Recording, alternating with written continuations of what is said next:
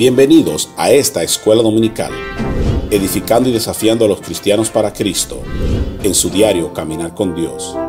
Este es un ministerio de la Iglesia Bautista Betel, cuyo pastor es Elmer Fernández, tocando vidas por medio de las enseñanzas de la poderosa Palabra de Dios, para así poder crecer en la gracia y en el conocimiento de nuestro gran Dios y Salvador Jesucristo. Acompáñenos. Dios quiere bendecirnos. Él nos ha dado su palabra para bendecirnos. Él nos ha puesto que escojamos. Ahí está el bien y el mal. Y los principios de la palabra de Dios son para ser bendecidos.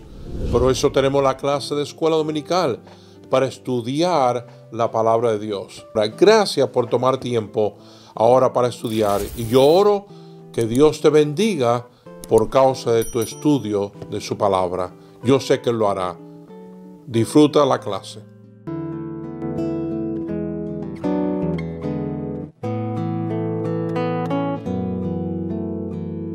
Un hombre perfecto. Sin embargo, las Escrituras dicen que no hubo en él, ¿qué, hermanos? Parecer. A mí me impactó cuando yo vi la película de la Pasión de Cristo. Y cada vez que la veo lloro porque, wow, fue algo terrible lo que pasó. Fíjese, en la antigüedad habían tres formas brutales de ejecutar a una persona. Tres formas en la antigüedad. Pero la crucifixión se consideraba la peor de todas, la cual era una combinación de crueldad absoluta y de un espectáculo para infundir el mayor terror posible en la población.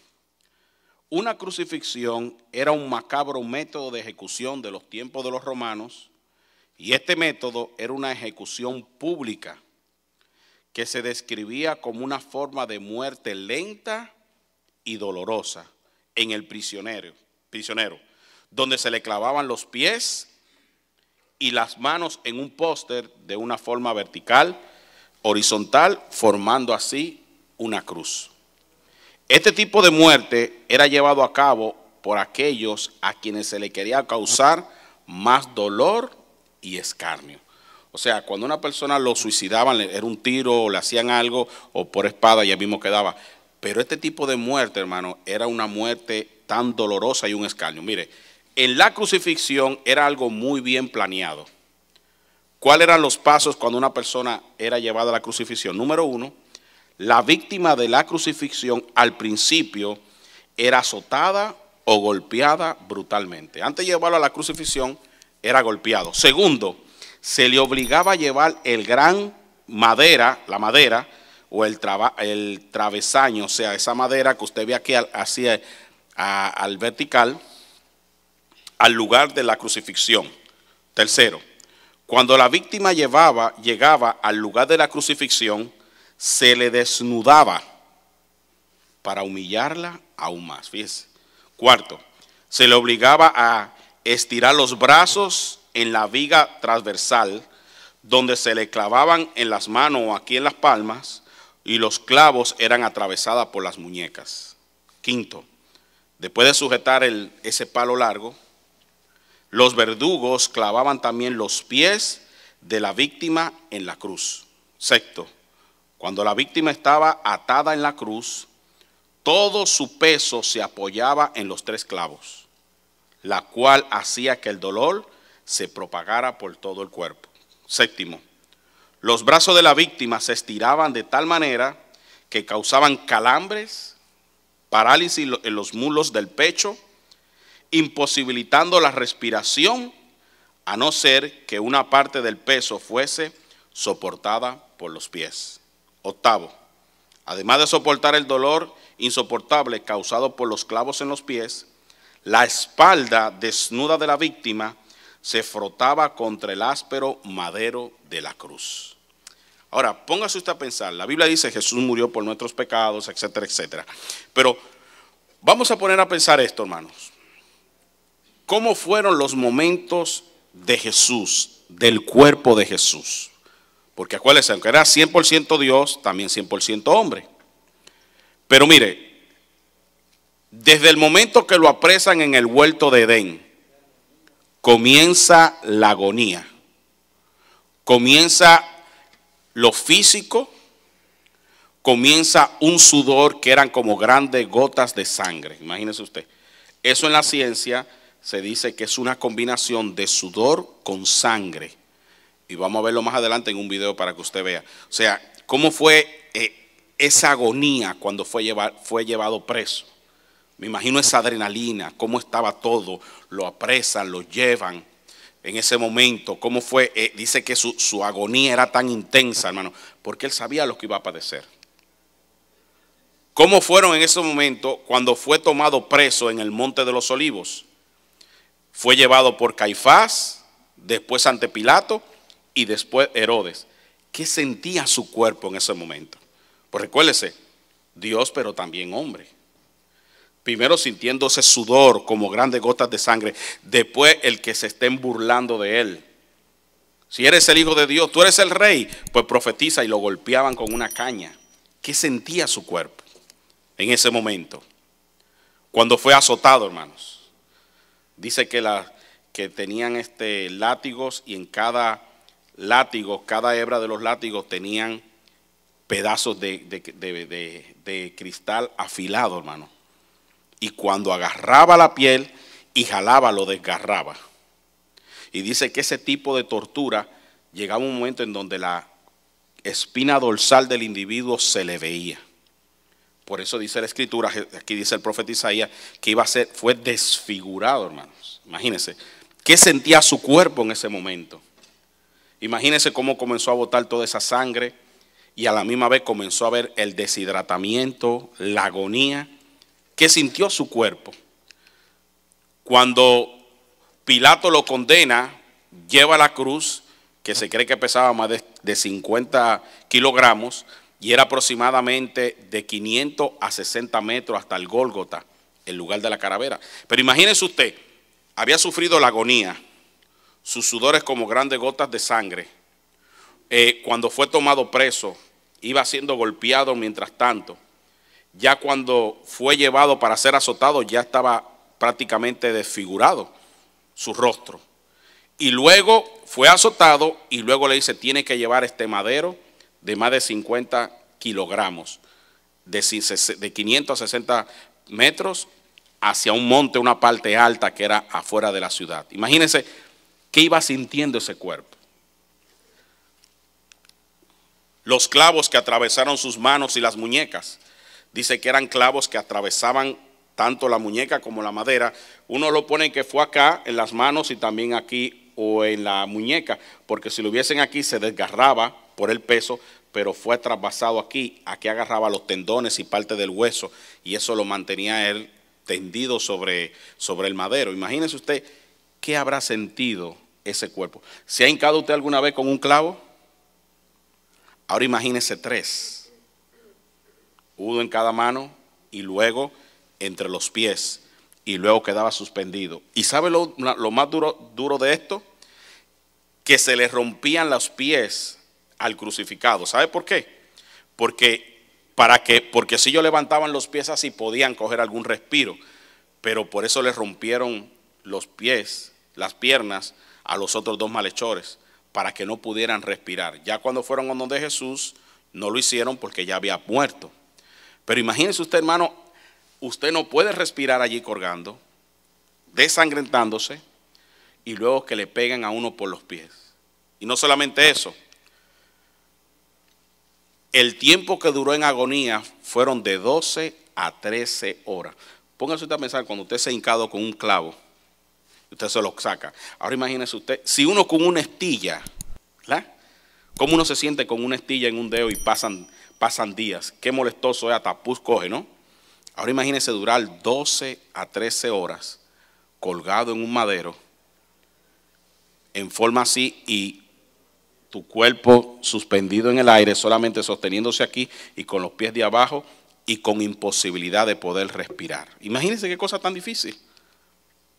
Tuvo sed. ¿Por qué tuvo sed? Porque al perder tanta sangre comienza el corazón a bombear la sangre que no tiene y comienza la deshidratación. Y en vez de darle agua, ¿qué le dieron? Vinagre. ¿Ha tomado usted alguna vez vinagre? Imagínese que usted tenga una gran sed y se dé un trago de vinagre. ¿Cómo se sentirá su cuerpo, hermanos? Cuando el 80% de nuestro cuerpo es agua.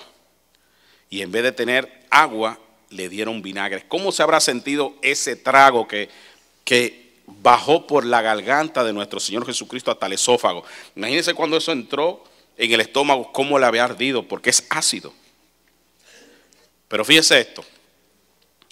La ciencia determina que el Señor Jesús murió, mire, tuvo una asfixia, se asfixió. ¿Por qué, hermano? Porque los pulmones colapsaron. ¿Por qué colapsaron? Al no poder respirar lo suficiente, el CO2 que tenemos en nuestro cuerpo, el monóxido de carbono, no podía salir. Y ese monóxido quedó en su cuerpo y la sangre se contaminó. Tuvo un infarto, hermanos. No solamente, acuérdese, al no tener respiración, sus pulmones comenzaron a colapsar, el corazón está latiendo más, no tener sangre, estar deshidratado en el cuerpo, pues es lógico que tiene que colapsar no solamente el pulmón, sino también su corazón. Y entró en un shock hemorrágico, porque no solamente la parte de afuera estaba botando, pero también la parte de adentro, de tantos golpes que le dieron. Ahora imagínense qué sintió ese cuerpo. Por eso dicen que él murió, ¿sabe de qué? De un paro respiratorio. Cuando él dijo, Padre, en tu mano encomiendo mi espíritu, y ahí expiró, ahí le dio el paro respiratorio. Por eso oímos hablar mucho de la muerte de Jesús. Pero cuando el profeta Isaías dice que él fue molido, no hubo parecer en él. Dice que como cordero fue llevado al matadero, enmudeció, no abrió su boca. Él pudo haber llamado unas legiones de ángeles para que pelearan por él. Por eso usted cree que cuando estaba en el huerto de Getsemaní orando, él sabía lo que iba a sufrir, hermanos. Recuérdese, 100% Dios, pero también hombre. Y él dijo, Padre, no pase de mí esta copa, que no se haga mi voluntad, sino la tuya. Y dice que tuvo que venir un ángel a fortalecerle. ¿Por qué, hermano? Porque él sabía lo que iba a padecer.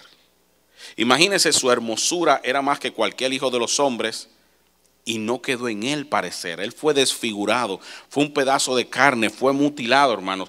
Se le veía los huesos, porque cada látigo que pegaba en su cuerpo y lo jalaban, le arrancaba pedazos de carne. Por eso dice Isaías, no hubo parecer en él. No había nada en él.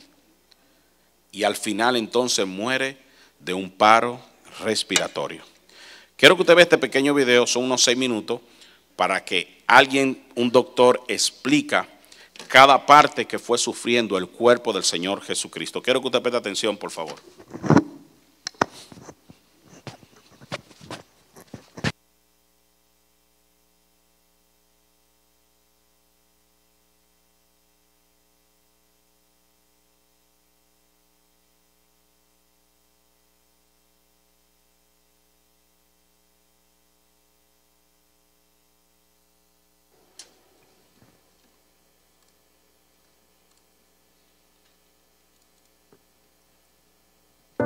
A través de un estudio médico, un grupo de especialistas intenta explicar el padecimiento al que fue sometido Jesucristo antes de morir en el madero. Castigo deshonroso que asignaban los romanos a los peores criminales y que Jesús aceptó como expiación para todos nosotros.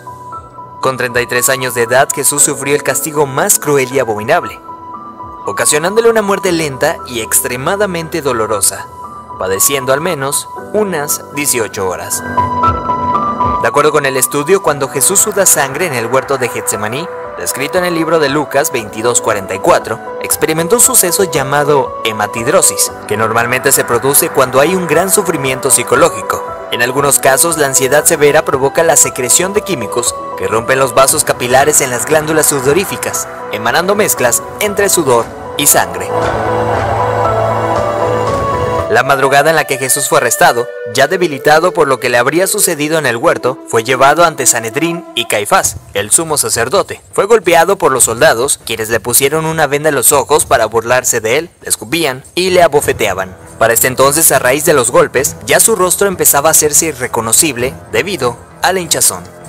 Los azotes que Cristo recibió de los romanos eran a causa de otro término terriblemente brutal. El látigo que utilizaban los soldados estaba compuesto por tiras de cuero trenzado con esferas de metal entretejidas. Cuando este impactaba contra la carne, provocaba severos moretones y contusiones, mismas que se abrían con los demás golpes. No contentos con esto, el artefacto con el que se flageló a Jesucristo también tenía pedazos de hueso afilado, provocando además cortadas profundas mientras lo golpeaban. De acuerdo con estudios realizados por historiadores forenses, con frecuencia, quienes eran flagelados con este tipo de látigos llegan a tener exposición de la espina dorsal debido al desgarramiento de la espalda, pues los golpes iban desde los hombros, pasando por la espalda y las piernas, hasta llegar a los muslos, produciendo que la carne del individuo cuelgue en forma de tiras. Mientras sucedía, en el interior de la persona, en este caso Jesucristo, se experimenta un dolor tan grande que debió llevarlo a una conmoción hipovolémica, es decir, que la persona a raíz de la gran pérdida de sangre sufre de taquicardia, pues el corazón acelera su ritmo intentando bombear una sangre que ya no existe, lo que a su vez conlleva una baja presión sanguínea, dando paso a la pérdida de la conciencia. Al mismo tiempo, los riñones dejan de producir orina para mantener el volumen restante.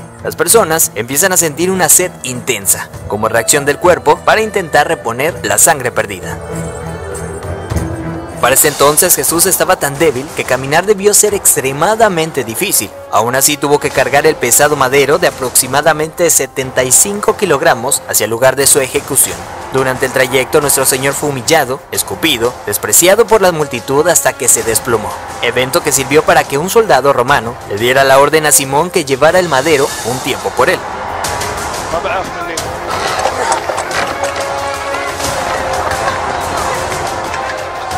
Luego de ello Jesús dice tener sed y le dan un trago de vinagre.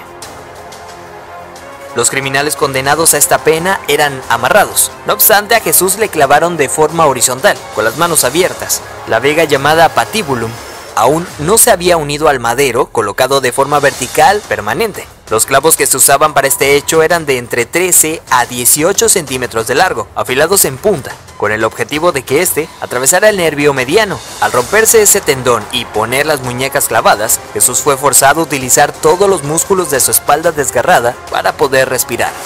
Ya colgado, casi sin poder respirar, al clavarle los pies en el madero, triturando los nervios de los pies, debió haber sufrido dislocación de los hombros, situación que se confirma en el Salmo 22:14, cuando dice: «Dislocados están todos mis huesos». Lo siguiente es una muerte lenta por asfixia.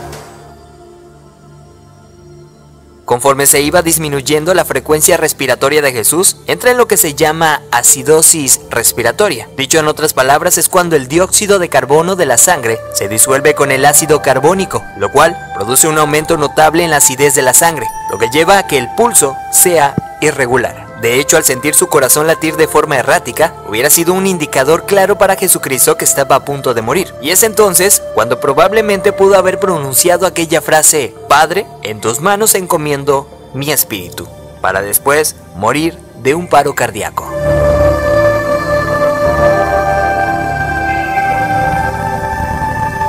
A diferencia de otros crucificados, los huesos de Jesús no fueron quebrados. Esto lo hacían para evitar que las personas que pasaban por esto subieran las piernas hacia arriba y con estas se ayudaran para poder respirar. Así, la muerte era rápida en cuestión de unos minutos. Sin embargo, Jesús no pasó por esto, y se sabe porque en registros romanos, hallados años después, soldados describen el hecho, confirmando lo que ya estaba predicho en el Antiguo Testamento acerca del Mesías, donde se menciona que ningún hueso será quebrado. Salmos 34:20. Según dichos registros, un soldado romano clavó en Jesús una lanza en el costado derecho para confirmar su deceso. La lanza penetró el corazón, por tanto cuando sacó la lanza, del orificio salió un fluido claro como el agua, seguido de un gran volumen de sangre, tal como lo describe el apóstol Juan en su Evangelio, testigo presencial de los hechos.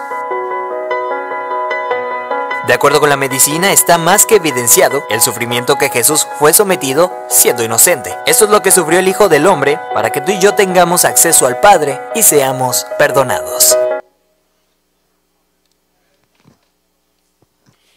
Qué tremendo eso, ¿verdad que sí, hermano?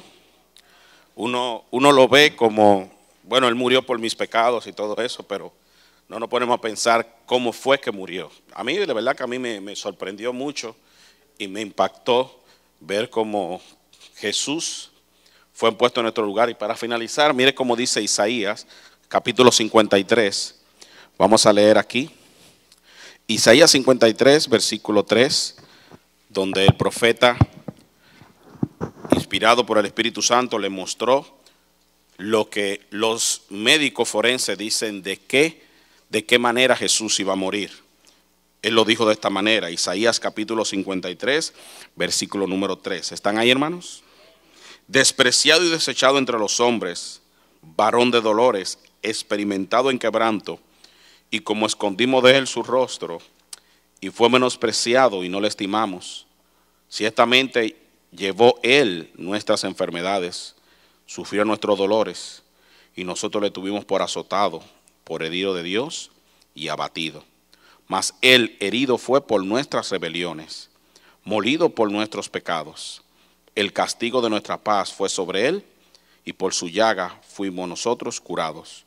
Todos nosotros nos descarriamos como ovejas, cada cual se apartó por su camino, mas Jehová cargó en él el pecado de todos nosotros.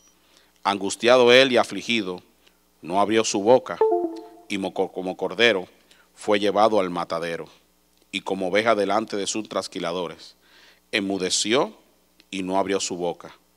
Por cárcel y por juicio fue quitado, y su generación, ¿quién la contará? Porque fue contado de la tierra de los vivientes, y por la rebelión de mi pueblo. Fue que dice, hermano, y se dispuso con los impíos su sepultura, mas con los ricos fue su muerte. Aunque nunca hizo maldad, ni hubo engaño en su boca, con todo eso, Jehová quiso quebrantarlo, sujetándolo a padecimiento. Cuando haya puesto su vida en expiación por el pecado, verá linaje y vivirá por largos días, y la voluntad de Jehová será en su mano prosperada. Verá el fruto de la aflicción de su alma. ¿Cuál es ese el fruto? Todos aquellos que van a venir a él y ser salvos. Ese es el fruto. La Biblia dice, con el gozo puesto delante de él, menospreció el oprobio. Pero es una persona, para que esto que hizo Jesús le sea impuesto, necesita recibir a Jesús. Necesita recibir esa muerte. Si no lo hace, esa persona no puede ir al cielo. No es que soy bueno, yo me porto bien. Entonces, si fuéramos buenos, entonces él no hubiese tenido que morir. Él fue nuestro lugar. Ayer le estaba diciendo a mi hijo que estamos viendo la película, le dije, dice él, ¿y por qué le trataron así? Le dije, porque tú y yo debíamos estar en ese lugar. Hubiera estado yo allí, porque yo sí he cometido mis pecados, y yo tenía que pagar mis pecados. Pero sin embargo, Jehová cargó en él el pecado de todos nosotros. Aunque él murió por todos, pero para que ese pecado le sea perdonado a la persona que lo ha cometido, tiene que aceptar ese regalo, ese pago. El que no recibe ese regalo no tiene el perdón. Y el único sacrificio que el Señor acepta para perdonar al ser humano es el sacrificio de nuestro Señor Jesucristo. Él paga nuestra deuda. Pero hay algo bonito aquí. Él no se quedó en la tumba. Porque hay dos cosas grandes con respecto a la muerte, sepultura y resurrección de Cristo. Él muere pagando por nuestros pecados, pero Él resucita para justificarnos. ¿Qué significa esa palabra justificación? Es un término jurídico en el cual un juez imputa, perdona a un culpable. Quiere decir que una persona cuando viene a Cristo, no solamente sus pecados son perdonados, sino que Dios ya no lo culpa gracias a la resurrección de Cristo. ¿Y cuál es la evidencia de que cuando un pecador recibe a Cristo, él obtiene el beneficio de la muerte, sepultura y resurrección de Cristo?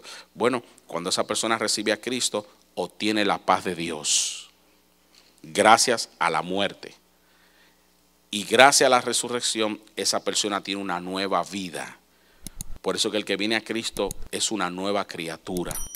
El que viene a Cristo, su vida cambia. ¿Por qué? Gracias a la resurrección de nuestro Señor Jesucristo. Él no quedó en la tumba. Y por medio de su resurrección somos justificados, pero también tenemos una nueva vida. El que aún no ha entregado su vida a Cristo no tiene la paz con Dios. Y el que no ha entregado su vida a Cristo no es nueva criatura. ¿Por qué? Porque no ha recibido los beneficios de la muerte, sepultura y resurrección de Cristo. Esa es la base de la salvación de un pecador. Eso es lo que es el Evangelio. Muerte, sepultura y resurrección. Buenas nuevas que transforman. ¿Por qué transforman? Porque esa muerte tiene poder para pagar la deuda y esa resurrección tiene poder para justificarnos de la deuda. Por eso es que el que viene a Cristo, la Biblia dice que sus pecados le son borrados. Había dos formas de perdonar el pecado en la antigüedad: tachando o borrando. ¿Sabe cuál es la diferencia? Que cuando se tachaba una deuda y la persona veía, siempre se recordaba de que había una deuda, aunque fue perdonada porque fue tachada. Pero ¿sabe la diferencia de borrada? Que nunca uno se acordó de que hubo una deuda. Por eso dice la Biblia, así que arrepentíos y convertíos para que sean borrados vuestros pecados. No dice tachados, dice borrados. Y esa es la bendición. Lo duro que pasó el Señor, hermanos, fue duro. Varón de dolores, experimentado en quebranto. Así que quería que usted pensara en esto. Si usted ya conoce a Cristo, piense de que, ok, Él murió, pero piense qué tipo de muerte fue que Él sufrió. Fue un infarto, un paro cardiorrespiratorio, donde colapsaron sus pulmones y colapsó su corazón. Y usted que aún no tiene a Cristo y está aquí, lo invitaron, ha estado viniendo, no ha nacido de nuevo, no ha tenido esa bienaventuranza de que Dios le perdone sus pecados, venga a Jesús, confiésele con su boca, créale de corazón, reciba ese pago para que así tenga el perdón de sus pecados y sea justificado, como dice el Salmo 32, bienaventurado aquel a quien el Señor no lo inculpa de pecado, bienaventurado aquel cuyas transgresiones han sido perdonadas y cuyos pecados son perdonados, bienaventurado. Por eso dice la Biblia muy claramente aquí, dice, verá el fruto de la aflicción de su alma y quedará satisfecho. Con el gozo puesto delante de él, menospreció todo lo que iba a suceder. ¿Para qué? Porque él sabía que sin ese sacrificio no iba a haber perdón de los pecados. Y gracias al Señor que lo que hemos venido a Jesús, hemos tenido esa bendición de tener el perdón de nuestros pecados. Si usted aún no conoce a Jesucristo, que hoy sea el día de su salvación. No se trata de religión, se trata de una relación. Cada cual nos hemos apartado por nuestro camino, pero Jehová cargó en él el pecado de todos nosotros. Vamos a orar, y si usted no conoce a Cristo, pídele a Jesús que le salve. Y si usted ya conoce a Jesús, que por agradecimiento nos demos a él. Señor, te damos gracias. Es tu palabra viva y eficaz. Señor, que tu Santo Espíritu revele a las mentes, a los corazones de aquellos que aún no conocen a Jesús. Porque el conocer esto es historia, pero el recibirlo trae salvación. Y aquellos que te hemos conocido, que seamos agradecidos y que nos demos a ti, Señor. Porque la eternidad es algo seguro y es cierto. Espíritu Santo, manifiéstate en los corazones y revela lo que tu palabra enseña, porque el hombre natural no lo puede entender.